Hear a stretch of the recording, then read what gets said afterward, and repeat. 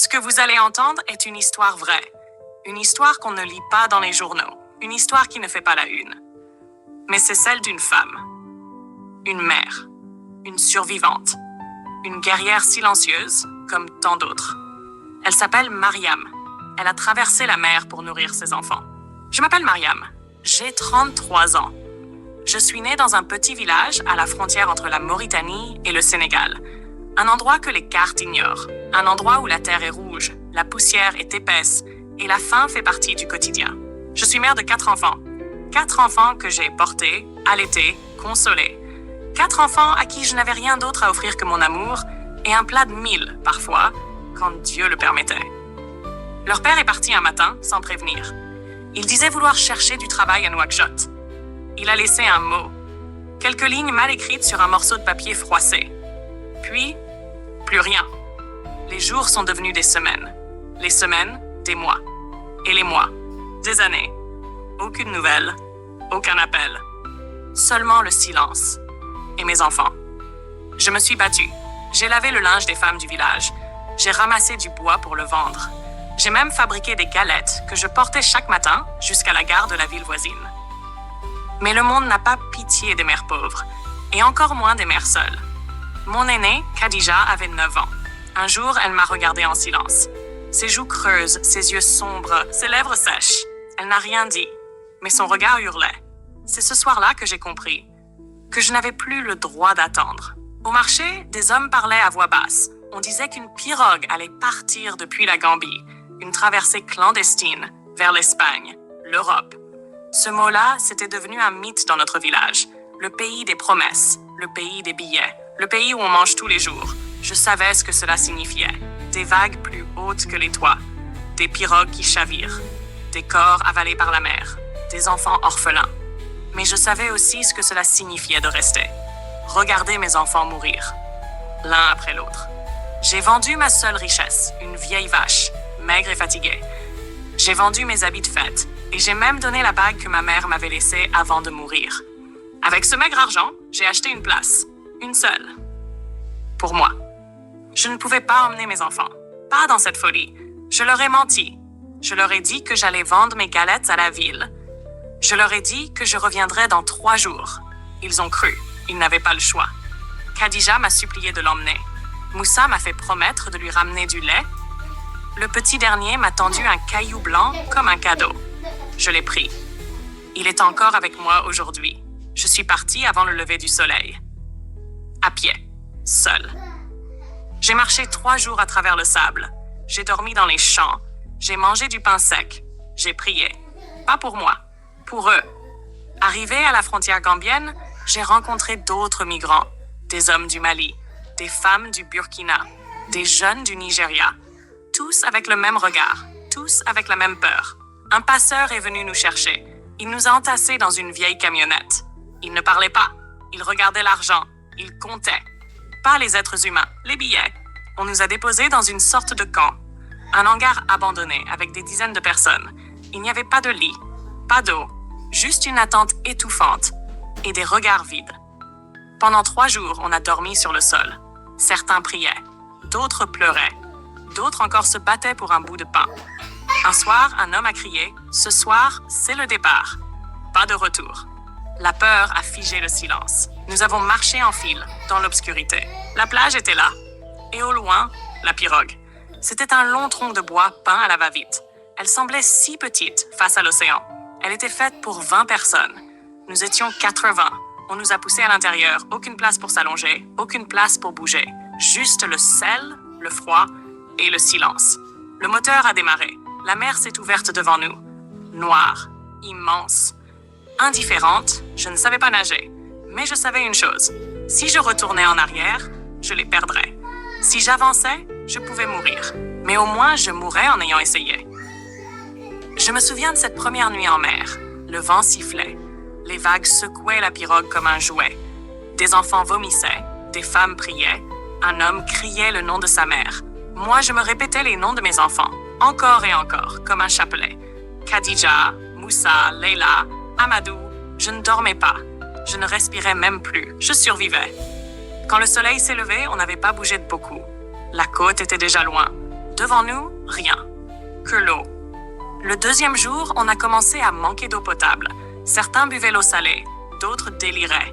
Un garçon à peine 17 ans a sauté dans l'eau. Il disait avoir vu la terre. Il n'est jamais revenu. Une femme à côté de moi a accouché. Là, dans la pirogue, sans médecin, sans aide. Le bébé n'a pas pleuré, il était déjà mort. Le troisième jour, j'ai cru que c'était la fin. Une tempête s'est levée, le ciel s'est assombri. Les vagues nous ont soulevés, jetés, secoués. Des cris, des pleurs, et ce bruit de bois qui craque. J'ai fermé les yeux. Je me suis préparée à mourir. Et j'ai dit à Dieu, si tu m'emmènes, prends soin d'eux. Donne-leur au moins un peu de riz demain. Mais la mer a fini par se calmer. Et moi, j'étais toujours là. Vivante. Brisée, mais vivante. Ce n'était que le début. Car ce que je n'avais pas encore compris, c'est que survivre à la mer, ce n'est que la première épreuve. L'Europe était encore loin. Et les obstacles, eux, allaient se multiplier. Mais dans mon cœur, il y avait une lumière. Petite, fragile, mais réelle. Cette lumière, c'était le visage de mes enfants. Et cette lumière allait me guider jusqu'au bout. J'étais encore en vie. Mais je n'étais plus la même. 3 jours et 3 nuits à affronter les vagues. 3 jours à regarder la mort dans les yeux, sans cligner. 3 nuits à prier un Dieu que je ne comprenais plus. Et pourtant, au matin du 4e jour, là-bas au loin, une silhouette. La terre, un port. Des bateaux, des grues, des cris dans une langue que je ne comprenais pas. L'Espagne. Nous étions arrivés. Du moins, c'est ce qu'on croyait. Des sirènes ont retenti. Des bateaux sont venus à notre rencontre. Des gardes, des uniformes, des armes. On nous criait des ordres. On nous parlait comme à des criminels. Certains hommes ont été menottés.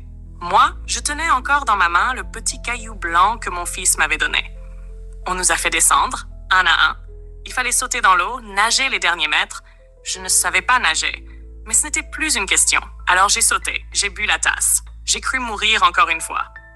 Mais je me suis accrochée à un vieux pneu, jeté là. Quand j'ai posé mes pieds sur la plage, j'ai pleuré.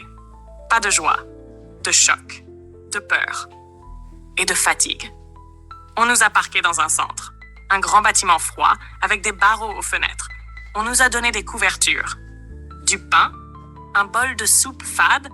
On a pris mes empreintes, on m'a photographiée comme une criminelle, on m'a posé des questions que je ne comprenais pas. Et quand j'ai essayé d'expliquer, on a levé les mains, agacés, comme si je n'étais qu'un problème de plus. J'ai dormi sur un matelas fin dans une salle pleine de femmes. Certaines étaient enceintes, d'autres blessées. Certaines pleuraient en silence. Moi, je regardais le plafond et je pensais à Khadija. Est-ce qu'elle avait mangé aujourd'hui? Est-ce qu'elle pleurait? Est-ce qu'elle me haïssait pour être partie? 2 semaines plus tard, ils m'ont laissé sortir. Pas parce qu'ils le voulaient, mais parce qu'ils ne savaient pas quoi faire de nous. Pas de papier, pas de famille, pas d'adresse. Je me suis retrouvée dehors, seule, sans langue, sans argent, sans personne. Les rues de Madrid étaient froides. Les gens passaient sans regarder, leurs visages fermés, leurs pas rapides, comme si j'étais invisible. J'ai dormi sous un pont la première nuit, avec une autre femme nigériane. Elle s'appelait Blessing. Elle avait perdu son bébé en mer. Elle ne parlait presque pas. Le matin, on marchait dans la ville. On regardait les vitrines, les cafés. On humait l'odeur du pain chaud qu'on ne pouvait pas acheter. Et surtout, on cherchait. Un visage amical. Un mot gentil. Une main tendue. Puis un jour, quelqu'un nous a parlé. Une femme, espagnole. Elle s'appelait Lucia. Elle travaillait pour une association. Elle nous a vus, assis sur un banc, les yeux vides. Elle est venue, s'est assise avec nous. Elle ne nous a pas jugés. Elle ne nous a pas interrogés. Elle nous a seulement demandé « Avez-vous mangé aujourd'hui ?» Ce jour-là, j'ai pleuré comme une enfant. Lucia nous a emmenés dans un centre. Pas un centre comme les autres. Un lieu humain, avec des lits propres, avec du riz, avec du savon. On nous a donné un numéro d'identification provisoire et surtout, un interprète. Pour la première fois, quelqu'un écoutait mon histoire. Pour la première fois, j'ai pu dire « Je ne suis pas une criminelle. Je suis une mère. Je veux juste travailler pour nourrir mes enfants. » Ils ont compris. On m'a proposé des cours de langue. J'ai accepté. J'ai appris à dire bonjour, puis merci, puis à faire une phrase, puis à comprendre les panneaux dans la rue. Je voulais aller vite, très vite, parce que chaque jour passé ici Sans argent, c'était un jour où mes enfants avaient faim là-bas. Je n'avais pas de papier, donc pas de travail légal. Mais certains patrons fermaient les yeux. Dans un restaurant, on m'a embauché pour nettoyer après la fermeture. J'y allais à pied la nuit. Je frottais les sols jusqu'à 2 heures du matin et je rentrais, les jambes tremblantes. Mais avec quelques billets dans ma poche. Je ne dépensais rien. Pas un centime pour moi. Pas un vêtement. Pas un café. Rien. Rien. Tout était pour eux. Au bout de 2 mois, j'ai trouvé un cybercafé. J'ai demandé à Lucia de m'aider à envoyer un transfert d'argent. Elle m'a montré comment faire. J'ai envoyé 60 €. C'était pas grand-chose. Mais là-bas, c'était une fortune. Le jour où ma sœur a reçu l'argent, elle m'a appelé avec le téléphone d'un voisin. Khadija a pris l'appareil. Elle m'a dit « Maman, on a mangé du riz aujourd'hui. Merci, maman. » Et là, je me suis effondrée. Je me suis assise dans la rue.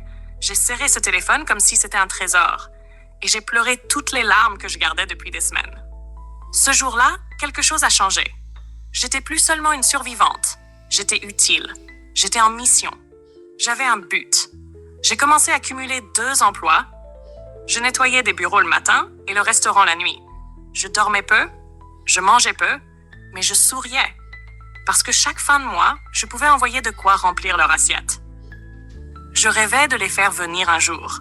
Je voulais les prendre dans mes bras, leur dire que j'étais désolée, leur dire que je les aimais, leur offrir une chambre, un lit, une éducation.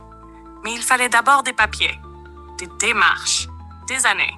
Alors j'ai continué, sans relâche, avec ce feu dans le ventre, avec l'amour comme moteur. Un jour, un homme m'a proposé de m'épouser pour avoir des papiers, mais je ne voulais pas de faux semblants. Je voulais marcher la tête haute, même si c'était plus long, même si c'était plus dur. Je voulais pouvoir dire un jour à mes enfants, « J'ai tout fait, mais je suis restée digne. » Et cette dignité-là, personne ne pouvait me la voler. Voilà, c'était le début de ma nouvelle vie. Une vie d'ombre et de lumière, de fatigue, de silence, mais aussi de victoire. Parce qu'à chaque fois que mes enfants me disaient au téléphone « Maman, on a mangé ce soir », je savais que j'étais en train de réussir. Pas pour moi, pour eux. Le temps passait, mais je n'avais pas de montre. Je comptais les jours en fonction des transferts d'argent. Chaque fin de mois était une victoire. Chaque appel de mes enfants, un souffle de vie. J'étais encore sans papier, encore invisible pour les autorités, mais je devenais visible pour moi-même. Je reprenais forme, je reprenais force. Je n'étais plus seulement une mère séparée de ses enfants. J'étais devenue une ouvrière, une femme, une guerrière. J'étais devenue mon propre miracle. Ma routine était simple, rude, mais stable. Lever à 5 heures, nettoyage dans des bureaux d'avocats jusqu'à 9 heures. Puis cours d'espagnol de 10 heures à midi. L'après-midi, je faisais des ménages à domicile et le soir, je retournais dans ce restaurant où j'avais commencé. Je nettoyais les cuisines, frottais les sols, vidais les poubelles. Et la nuit, je rentrais. Une petite chambre de 7 mètres carrés, partagée avec Blessing. On dormait la tête à l'opposé, comme 2 sœurs d'exil. Parfois, elles rêvaient à voix haute. Parfois, je pleurais en silence. Mais chaque matin, on se levait, parce qu'on n'avait pas d'autre choix. Un jour, un courrier est arrivé. Une enveloppe grise marquée du sceau de l'administration espagnole. Je ne savais pas ce que ça voulait dire, mais j'ai eu peur. Je suis allée voir Lucia. Elle a lu la lettre, s'est arrêtée un instant et m'a regardée avec un sourire. « Mariam, tu as reçu ton NI. C'est ton numéro d'identité étranger. Tu existes officiellement en Espagne. » Je ne comprenais pas tout, mais je comprenais l'essentiel. J'étais enfin reconnue, légalement, humainement. Ce jour-là, je suis allée m'acheter un vrai repas. Un plat chaud, du riz avec du poulet. Je me suis assise sur un banc, seule, et j'ai mangé lentement, comme une reine, comme quelqu'un qui n'avait plus besoin de se cacher. Avec ce papier, j'ai pu signer un contrat de travail, déclaré, officiel. J'étais employée d'une entreprise de nettoyage. Et même si le travail restait dur, il y avait une différence. Je pouvais lever la tête.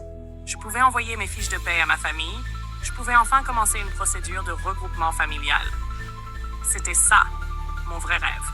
Pas l'Europe, pas les euros, mais les avoir près de moi. Mes enfants.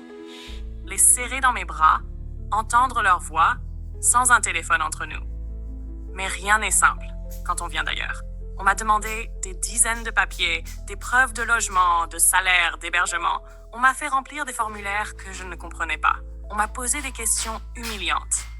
Êtes-vous sûr que ce sont bien vos enfants? Pourquoi les avoir laissés là-bas? J'ai encaissé, j'ai souri et j'ai répondu toujours avec respect. Parce que je savais qu'un jour, cela en vaudrait la peine. Les mois ont passé, 1 an, puis 2. Et puis, un matin, le téléphone a sonné, un appel de l'ambassade. Madame Mariam, vos enfants ont obtenu les visas. Ils arriveront en Espagne le mois prochain. Je suis restée muette. Je n'ai pas pleuré, je n'ai pas crié. Je suis juste tombée à genoux au milieu de la rue. Et j'ai remercié Dieu. Je me suis levée et j'ai commencé à courir. Courir sans destination. Juste courir. Comme une folle. Comme une mère. Le mois qui a suivi fut le plus long de ma vie. J'ai acheté des lits superposés. J'ai repeint les murs de la chambre. J'ai cousu leurs prénoms sur les draps. Chaque jour, je refaisais les mêmes gestes. Comme pour me convaincre que ce n'était pas un rêve. Et enfin, le jour est arrivé. L'aéroport. Les cris, les annonces, les chariots. Je me tenais là, droite, habillée de mon plus beau boubou. J'avais préparé un petit drapeau mauritanien et un bouquet de fleurs. Les portes se sont ouvertes. Des voyageurs ont commencé à sortir. Puis, au bout de quelques minutes, je les ai vus. Khadija, Moussa, Leila et le petit Amadou qui avait tellement grandi. Ils ont hésité un instant, puis ils ont couru. Tous les 4, dans un élan, un cri, un flot d'amour pur. Je me suis accroupie, ils se sont jetés dans mes bras. Et là, j'ai pleuré. Toutes les larmes du désert, toutes les larmes de l'océan, toutes les larmes du manque, du vide, de l'attente. J'étais enfin complète. Les premiers mois ont été difficiles. Ils devaient apprendre une nouvelle langue, s'habituer au froid, au bruit, à l'école. Mais ils s'accrochaient parce qu'ils savaient, parce qu'ils avaient vu. Parce qu'il venait de loin. Khadija a pris ses frères sous son aile. Moussa a développé une passion pour les mathématiques. Leila dessinait sans arrêt. Et le petit Amadou m'a dit un jour, « Maman, ici je peux courir sans avoir mal au ventre. » C'était ça ma victoire. Aujourd'hui, cela fait 5 ans que je suis en Espagne. Je travaille toujours. Je me lève toujours tôt. Je compte toujours chaque centime. Mais je souris plus souvent. Mes enfants sont là. Ils sont à l'abri. Ils mangent à leur faim, ils rêvent, ils osent. Je ne suis pas riche, mais je suis libre. Et je suis debout. Je ne suis pas une héroïne, je suis juste une mère. Mais si mon histoire peut aider, inspirer, éclairer quelqu'un, alors je n'aurai pas souffert en vain. Je m'appelle Mariam. Et j'ai traversé la mer pour nourrir mes enfants. Aujourd'hui, ce sont eux qui nourrissent mon âme.